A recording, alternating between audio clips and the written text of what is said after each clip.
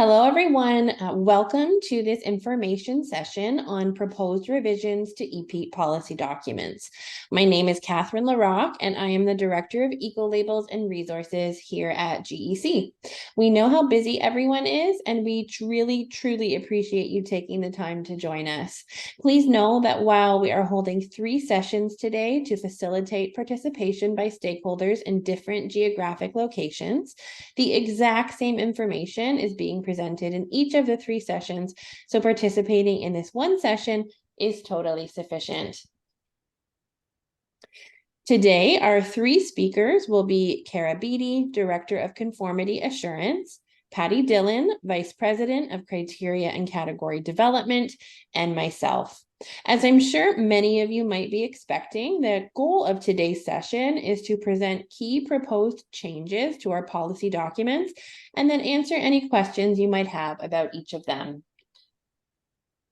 Today, we are first going to provide an overview of the annual policy revision process itself, and then walk through some of the key proposed revisions in 3 policy documents, including GEC Criteria Development Process, EPEAT Conformity Assurance Implementation Manual, and the EPEAT Policy Manual.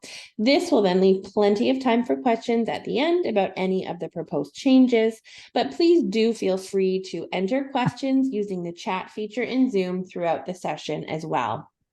We are about halfway through the stakeholder comment period right now, so this session really is intended to provide you with additional information and perhaps more importantly, an opportunity to engage with us directly should you have any questions. So I do hope you find it useful.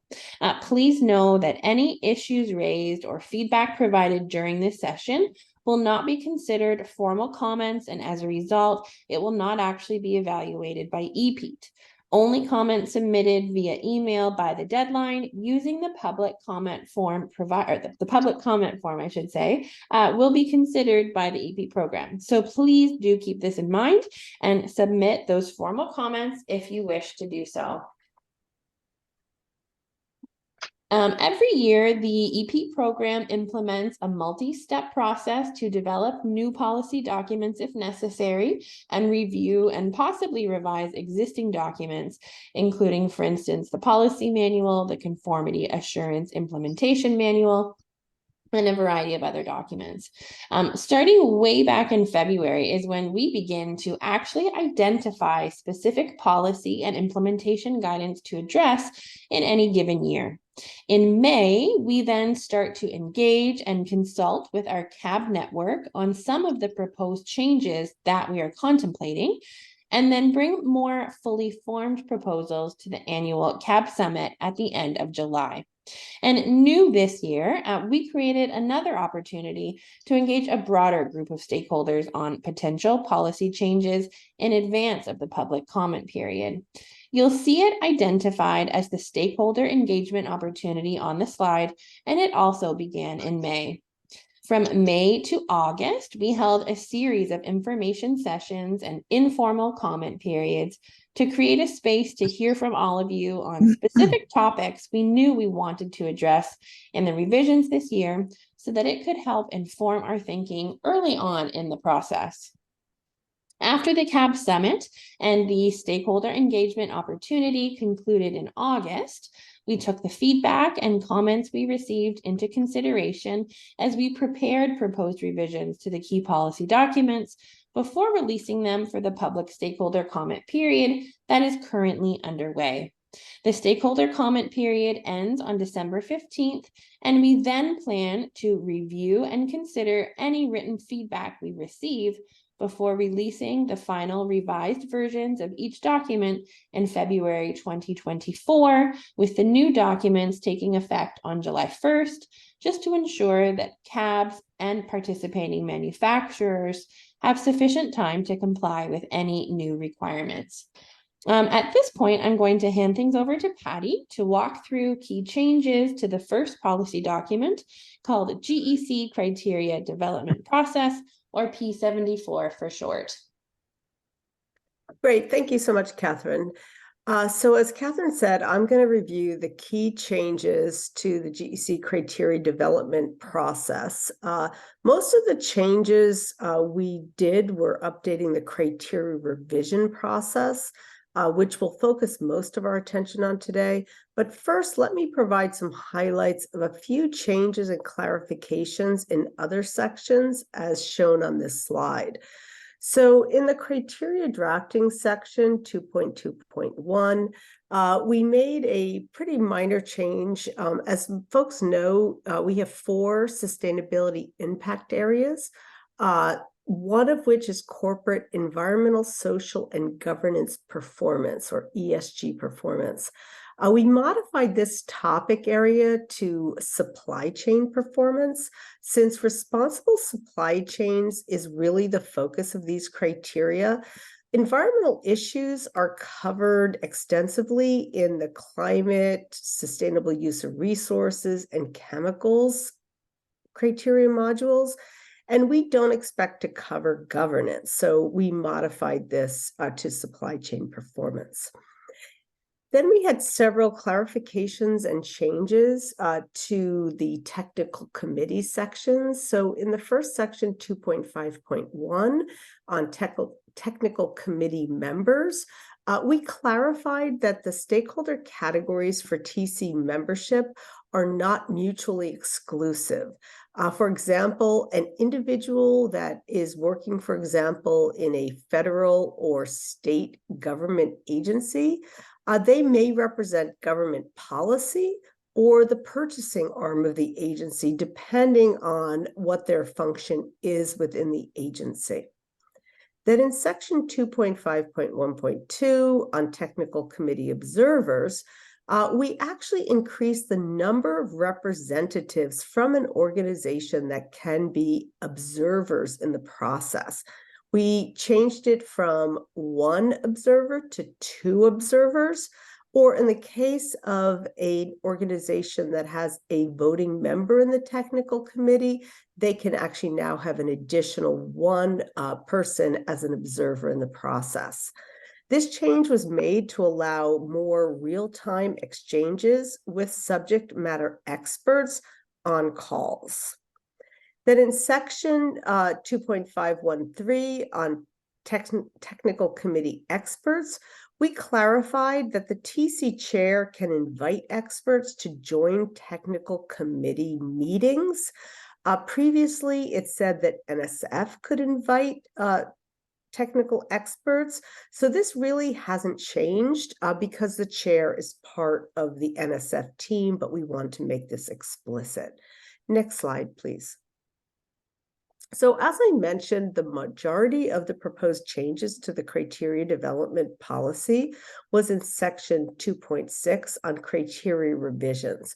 This slide outlines the changes at a very high level, and then in subsequent slides, we will dive a little deeper into each of these. So in summary, we changed the title of this section from continuous maintenance to criteria revision, which allows us to define different pathways to revise, update, or correct criteria. Specifically, we've identified or defined 2 types of criteria revisions: full criteria revisions and limited criteria revisions. And in addition, we describe in the policy changes how the GEC criteria development process is applied to these 2 types of criteria revisions. We also added a process for interim corrections, which would address minor errors, omissions, and outdated references. And then we also added a proposed process which allows stakeholders to submit requests for revisions on an ongoing basis. And finally, in section 5.2, which is definitions, we added definitions on the new terms that we introduced in the section 2.6. Next slide. So these are the 3 buckets of criteria revisions: full criteria revision, limited criteria revision, and interim corrections. We'll review each separately, but before we do, if you could, next slide, please.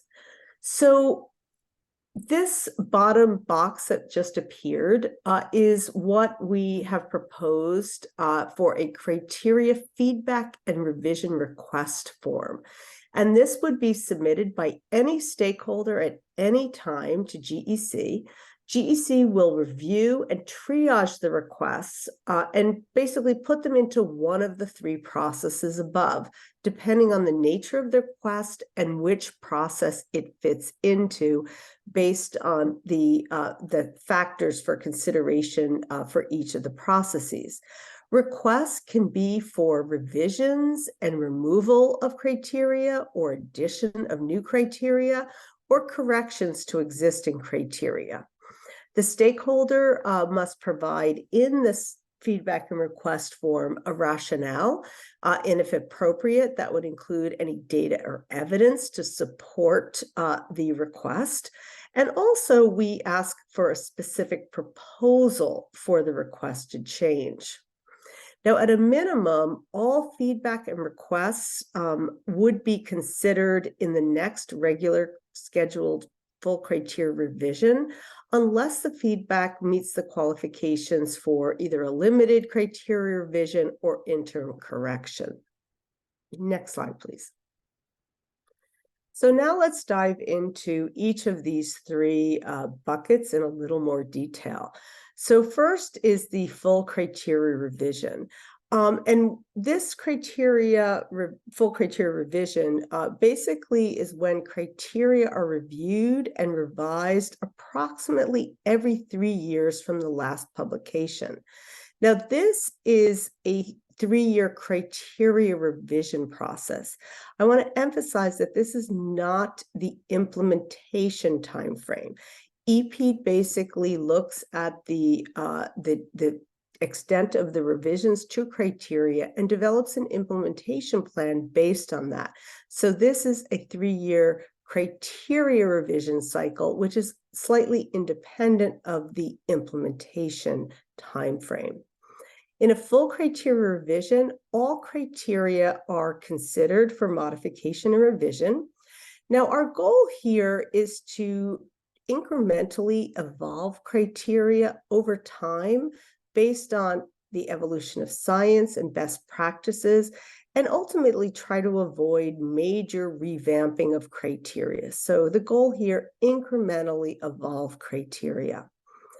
Now, the full criteria revision process will follow the GEC criteria development process, which is P74, which we're talking about here, and it would start with an update to the state of sustainability research. We propose that to solicit input in advance from stakeholders.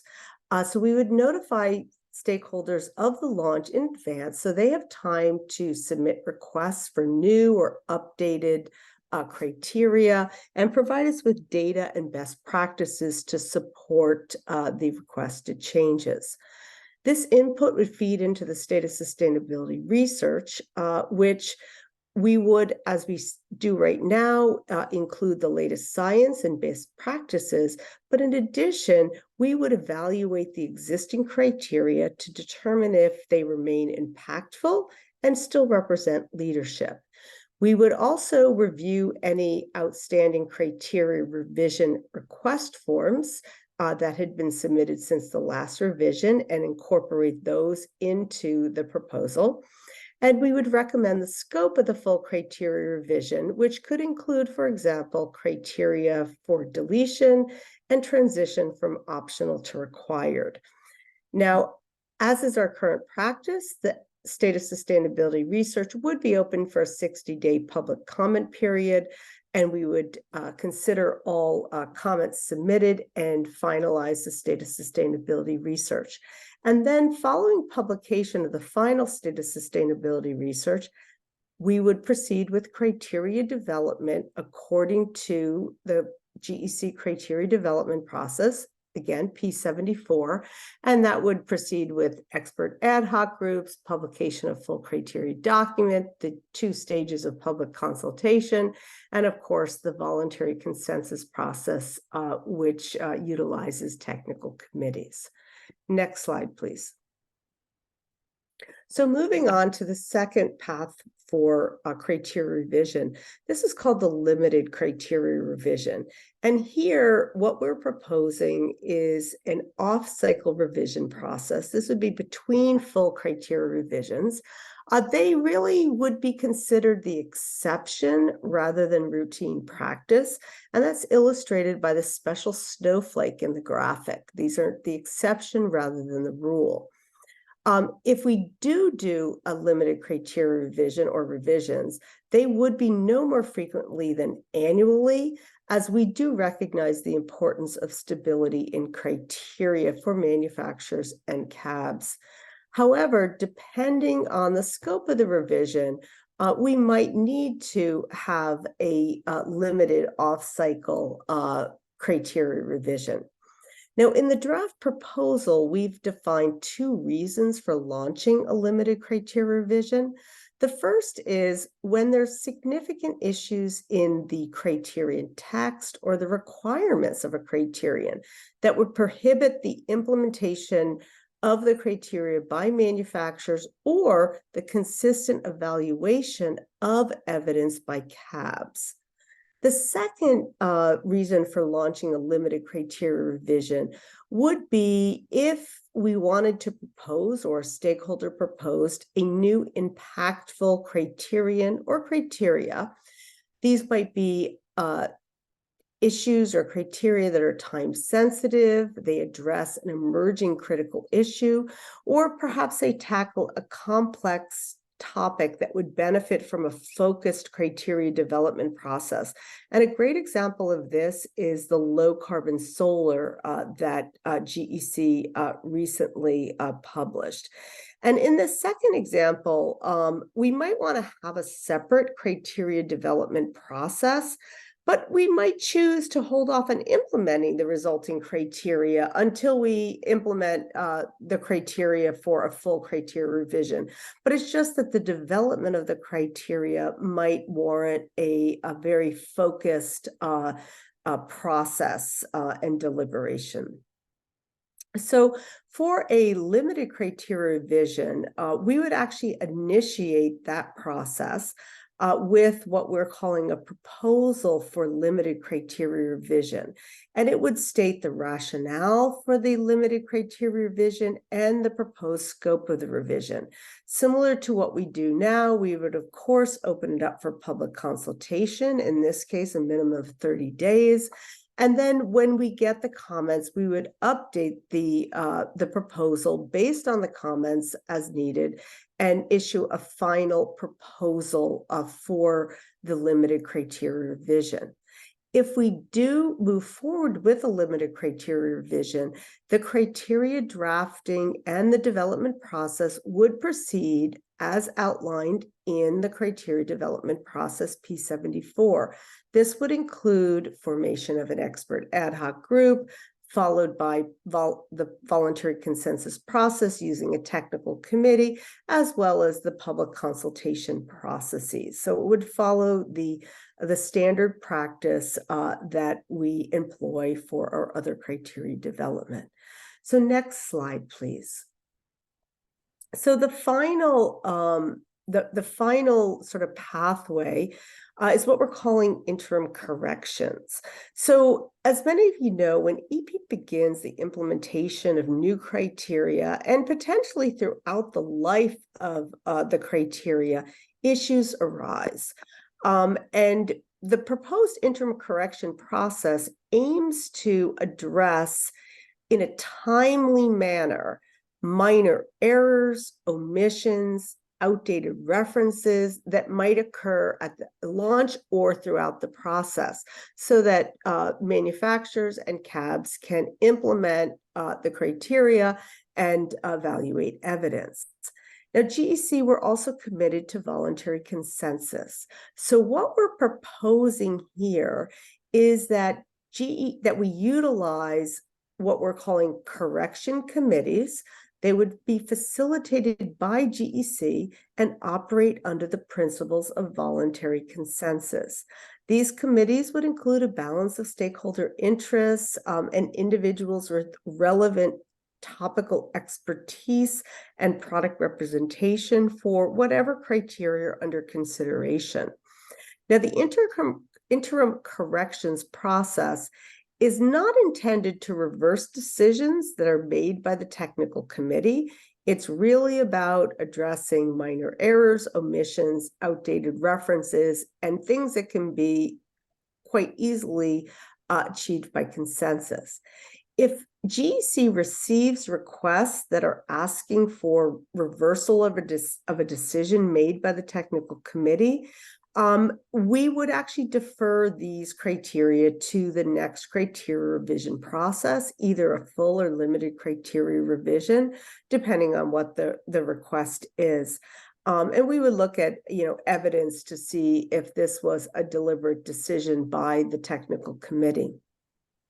Now, the output of the corrections committee would be actually provided to EPEAT, and all interim corrections approved by the corrections committee would be issued by the EPEAT program in what we call a criteria corrections document, where any corrections would be shown in red line strikeout format. Now, this would be a separate criteria corrections document, and it would not formally alter the published criteria. And then finally, all interim corrections would be subject to review in the next full criteria revision or limited criteria revision process, if within scope, and then they would essentially sunset. So they don't have a life of their own.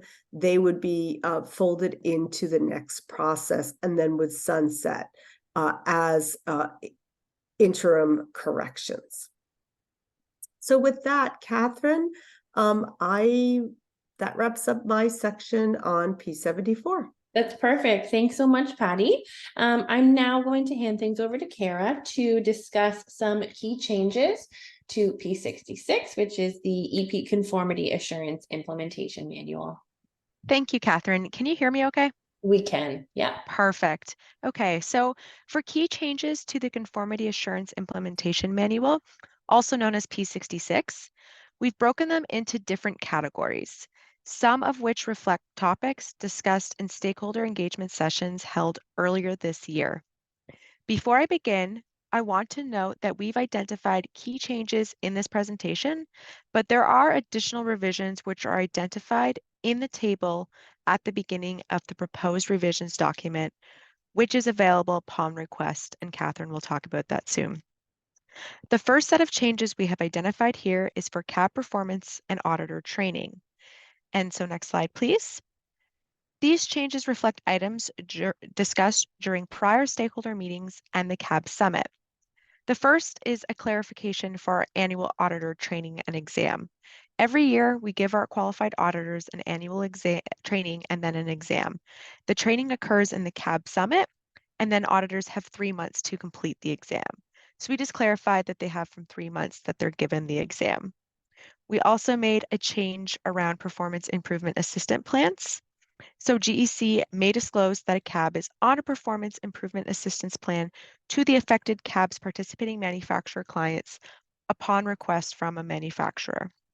And then for suspension, similarly, GEC informs affected participating manufacturer clients that their CAB has been suspended and may disclose the suspension status to other stakeholders, excluding CABs upon request. And then all of those decisions to terminate a CAB are considered final. So those are our proposed revisions for that section. And then the next one is resources and technical guidance. And then with that, similarly, we have discussed these topics in prior stakeholder meetings as well. So the first is clarifications. Some of you may be familiar with clarifications in the imaging equipment and televisions categories. And the process involves stakeholder comment periods, and the proposal is to replace that with the conformity guidance group. I think a lot of you are familiar with the conformity guidance group, and it's a great process to obtain feedback and make technical decisions. So we want to roll the clarifications into that same process to streamline things. And then similarly, the change for conformity guidance group would be ensuring that all outcomes documents from the conformity guidance group are made available in the EP registry and upon request, as we do with the clarifications. Those are available on the back end of the registry. So clarifications will remain available, but then we'll also harmonize this process by making the outcomes from the conformity guidance group available. And then we'll make sure that any decisions resulting from that are reflected in guidance materials and shared with the GEC criteria development team. And then we also identified reasons we might change or revise conformity requirements and guidance materials. And then we also just added the clarification that if a criterion allows for the use of an equivalent, CABs must obtain prior approval from the EP program to use that equivalent. So next slide, please. Then we go into the documentation review process. So this is where I think the bulk of the changes are. So the first one is a reminder, it's an added section that manufacturers are required to archive products that are no longer offered for sale. And then we also have a change to the validity of documentation review. In both pathways, the initial documentation review results are proposed to be valid until the EP program implements updated or revised criteria resulting from a criteria revision. And then there's some minor terminology changes there as well. And then, of course, CABs must maintain documentation review records whenever they work with participating manufacturers. So with that change, we also propose the records must be kept for a minimum of 3 years after the EP criteria are retired. So next slide, please. And then the biggest change really comes with the removal of the competence concept. So you'll see that it does impact quite a few sections, such as initial and ongoing documentation review, as competence was historically referenced throughout there. So it's kind of being replaced with the ability for manufacturers to identify which whether a new product is similar to an existing product in terms of meeting the criteria. And these changes do bring the conformity assurance pathways into more alignment with one another. So then based on that, the next proposed revision is the addition below, which is examples of substantive differences between products that impact their conformance. And that does allow manufacturers then to determine if a new product is similar to an existing product when they are adding it. Next slide, please. And then with that, we also have proposed some changes for sampling. So product sampling procedure for the verification pathway has been updated and allows information from one product to be used to represent other products from the initial list instead of evaluating each product individually. Documentation review is spread across several representative products. If there are multiple product types, such as a notebook and a monitor, at minimum, at least one product from each product type must be included, and the model selected for each product type should be representative of all products for that product type. Any outliers should also be selected for review. So for example, if all the notebooks are standard notebooks and then there's one ruggedized notebook, then both should be considered. And then all selected criteria for all sample products must be reviewed. And then that also removes sampling for locations of use. And so EP will provide a list of criteria where evidence for conformance may vary by locations of use. So take-back criteria can vary by country, but then for voltage testing, if you test at 115 and 230 volts, that will cover multiple countries. So we'll have a list to help define when work needs to be done on a country-by-country basis. Next slide, please. And then we just made some small updates to continuous monitoring section. So with that, in the investigation phase, there's guidance for selecting configurations for level 2 testing and requires that participating manufacturers that CABs notify the participating manufacturers when the product has been received by the laboratory for testing within 14 days. And then also if for products that are chosen in continuous monitoring that are assessed through the certification pathway, CABs have to provide evidence demonstrating that the most recent annual renewal was completed and to ensure that all continuous monitoring is occurring. And then we provide some additional clarifications and instructions for the correction options if the impacted criterion is a corporate criterion. So as I mentioned, there were a few smaller changes that weren't reflected on these slides. We changed the title of the priority verification pathway to the verification pathway. We changed corrective action phase to correction and corrective action phase, as you see here. And there's just a few more details that you'll find in that table, reflected in that table, such as definitions being updated to reflect all the changes shown here. And with that, I will pass it back to Catherine. Thanks so much, Kara. So before I get into the changes listed here to the EPEAT policy manual, or P65 for short, I do want to highlight the fact that this year there really were no significant changes to P65 that haven't actually already been discussed by Patty and Kara. In the last couple of years, we have made quite substantive updates to the policy manual. However, the majority of updates this year were really just to reflect proposed changes in the other documents. P65 does map pretty much directly to the contents of both P66 and P74. And for this reason, any proposed change in one of the other documents is reflected in P65 to ensure alignment between them.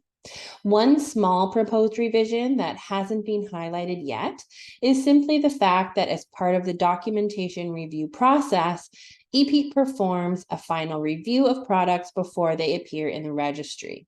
The existing language in P65 and P66 states that the EPEAT program may perform a review. So we are just suggesting to strike the word may because we do in fact always conduct this review. Another small revision that hasn't been discussed yet is regarding inconclusive findings in continuous monitoring investigations. The existing language wasn't entirely clear on next steps for continuous monitoring investigations with inconclusive findings, so we are proposing additional language just to bring more clarity. The remainder of the items in the table have already been discussed. So for example, changes have been made proposed changes have been made to the criteria revision section of the policy manual just to reflect the proposed changes to P74 that you just heard Patty discuss. And like Kara mentioned, the concept of competence has been removed in P65 as well. Like she said, we're doing that just to bring the two conformity assurance pathways more closely in alignment with one another. And the last item in the table is another one Kara has also already spoken to, and it's regarding cab suspension or termination. Kara really covered all of the important proposed changes regarding this topic, but I think the one additional proposed change that hasn't been highlighted yet is just the fact that we added some language to introduce an appeals process for cab suspension so that cabs may appeal their suspension if they wish to do so. That's everything from me regarding proposed changes to P65. Like Kara said, please remember that we really only touched on some of the most impactful changes. We didn't discuss all of them. So with that, I am going to get to some important reminders. So again, please email me, Catherine LaRocque, to request copies of any of the documents discussed today. We did use track changes to make it easier for stakeholders to identify the proposed changes in each of these documents. And we also included a summary table at the beginning of each document, which summarizes most of the proposed revisions. So we do hope that all of you find that useful. The public comment period closes on December 15th, and all comments must be submitted via email to epeat@gec.org using the epeat comment form, and you can get a copy of that form just by emailing me. So now that we've touched on those key proposed revisions across our policy documents, we're able to open the floor up to all of you. Now is your time. If you have any questions, we'd love to hear from you. Please also feel free to use the chat function to ask your questions as well.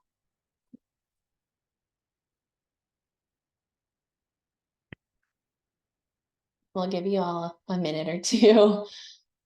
I don't see anybody coming off of mute yet, but in the meantime, please also know that we're more than happy to answer questions via email as well, or schedule an individual call if that would be helpful. So don't hesitate to reach out to us after this session.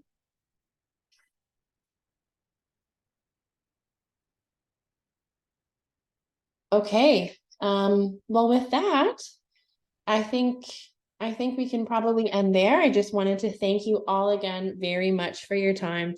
I know how busy everyone is and just really appreciate your interest. And as a final reminder, remember the comment period closes on December 15th. So we do hope this session has been informative and look forward to receiving those written comments. Thanks so much, everybody.